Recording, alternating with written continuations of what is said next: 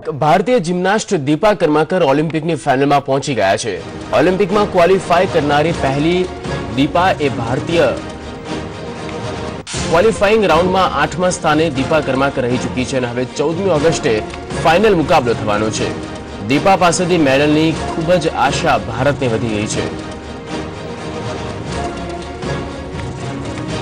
Rio ઓલિમ્પિકમાં રવિવારે દીપા કર્માકરે વોલ્ટના ફાઇનલમાં પ્રવેશ કરી ઇતિહાસ રચી દીધો છે। 52 વર્ષ બાદ ઓલિમ્પિક રમતની જિમ્નાસ્ટિક સ્પર્ધામાં પહેલી ભારતીય મહિલા એથ્લીટના રૂપમાં પ્રવેશ કરી ચૂકેલી દીપા કર્માકરે ફરી એક ઇતિહાસ રચ્યો છે।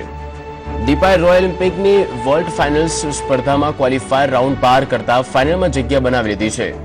દીપાના અત્યાર સુધીના પ્રદર્શનના આધારે મેડલની પણ આશા સેવાઈ રહી છે। બે પ્રયાસ બાદ 14.850 અંક બનાવવા માટે કર્માકરે પોતાનું સર્વશ્રેષ્ઠ પ્રદર્શન કર્યું હતું।